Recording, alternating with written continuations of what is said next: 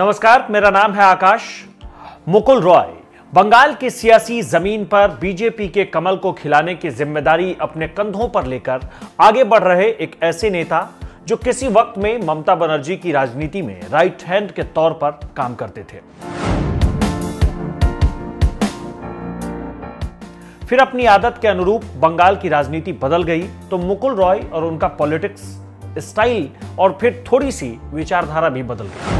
आजकल मुकुल रॉय सूबे में बीजेपी की सियासी साख को बढ़ाने के लिए टीएमसी से निकलकर एक गहरी लेकिन उसके समानांतर लकीर खींचती है। नैतिक दबाव के किसी भी बोझ को अपने ऊपर हावी नहीं होने देने की कला में पारंगत मुकुल रॉय के लिए इस बार का बंगाल चुनाव एक ऐसी लड़ाई है जिसमें उनके पास खोने को कुछ नहीं है और पाने को पूरा बंगाल पड़ा हुआ है।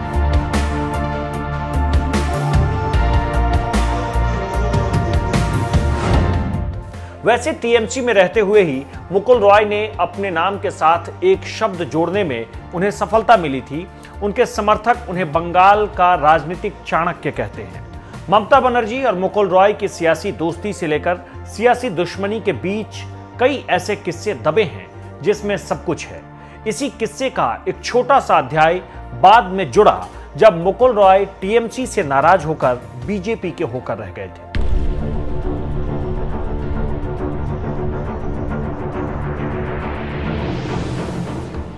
उस समय में रविशंकर प्रसाद ने कहा था कि मुकुल रॉय के बीजेपी में आने से पार्टी का बंगाल में अच्छा विस्तार होगा। तब इस विस्तार शब्द पर किसी ने गौर नहीं किया। अब कुछ साल बाद इस विस्तार शब्द का पूरा हिसाब किताब सबके सामने दिखता है। मुकुल रॉय का टीएमसी से निकलना ठीक वैसे ही साबित हुआ जैसे आगे आगे कोई लीडर चले और पीछे पीछे पार्टी के नेता और कार्यकर्ता।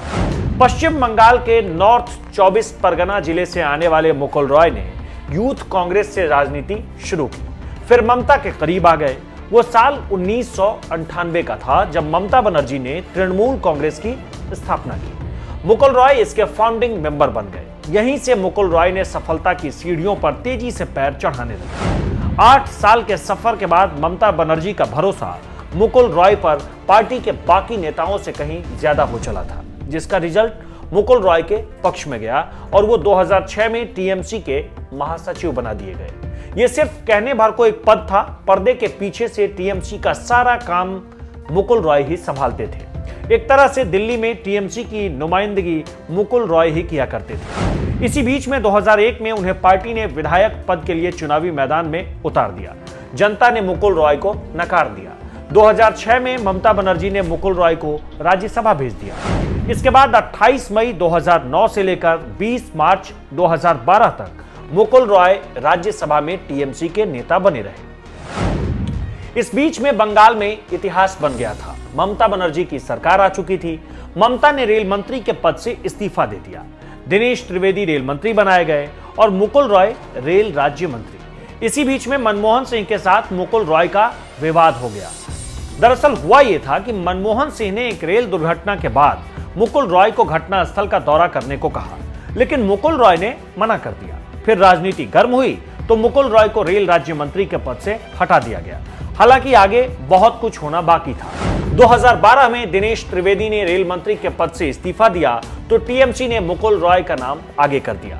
मनमोहन सिंह नहीं चाहते थे कि मुकुल रॉय रेल मंत्री बने, लेकिन राजनीतिक हालात के आगे मनमोहन सिंह को नरम होना पड़ा और मुकुल रॉय देश के रेल मंत्री बन गए। दिनेश त्रिवेदी ने जो किराया बढ़ाया था उसे मुकुल रॉय ने कम कर दिया। आगे कुछ महीनों में तृणमूल कांग्रेस और कांग्रेस के बीच बातें बहुत तेजी से बिगड़ने लगी। फिर सितंबर के महीने में इसी साल में मुकुल रॉय के पास रेल मंत्री का पद भी नहीं रहा, उन्होंने इस्तीफा दे दिया। अब तक बंगाल में सरकार के समानांतर एक विवाद खड़ा हुआ, शारदा चिट फंड घोटाला। कहते हैं कि साल 2015 में हुए इस विवाद के बाद ही ममता बनर्जी और मुकुल रॉय के बीच विवाद बहुत तेजी से शुरू हुआ। मनमुटाव बढ़ा तो अंदाजा लगाया जाने लगा कि अब मुकुल रॉय टीएमसी में ज्यादा दिन के मेहमान नहीं है। असल में मुकुल रॉय काफी अकेले पड़ गए थे। तृणमूल कांग्रेस में उन्हें कोई भविष्य नजर नहीं आ रहा था। बावजूद इसके आगे 2 साल तक वो किसी तरह पार्टी में बने रहे, जनता के बीच जाते रहे और टीएमसी के लिए वोट जुटाने की कोशिश करते रहे। लेकिन ममता बनर्जी से धीरे धीरे उनके रिश्ते कमजोर होते गए। 2017 में सितंबर के महीने में उन्होंने उस वक्त के बीजेपी के धाकड़ नेता में से एक अरुण जेटली और कैलाश विजयवर्गीय से मुलाकात की। यह बात ममता बनर्जी को पता चली। ममता बनर्जी को बिल्कुल ही यह बात नागवार गुजरी, शिकंजा कसा गया और मुकुल रॉय को टीएमसी से 6 साल के लिए निकाल दिया गया। आखिर में वो तारीख भी आई जब 25 सितंबर 2017 को मुकुल रॉय ने टीएमसी से इस्तीफा दे दिया और फिर इसके अगले ही महीने यानी अक्टूबर 2017 में उन्होंने राज्यसभा के पद से भी इस्तीफा दे दिया। और फिर कुछ दिन के बाद यानी 3 नवंबर 2017 को उस अफवाह को सच साबित कर दिया जिसमें कहा जा रहा था कि मुकुल रॉय बीजेपी ज्वाइन कर लेंगे। बीजेपी ज्वाइन करते ही उन्हें पार्टी ने अगले विधानसभा यानी 2021 के विधानसभा चुनाव की तैयारी में लग जाने को कह दिया था।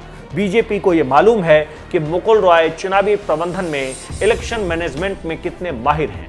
कहते हैं कि बंगाल में बूथ स्तर तक मुकुल रॉय मैनेजमेंट का काम देखते रहे हैं। ऐसे में बीजेपी के लिए उनका साथ फायदेमंद साबित हो सकता है।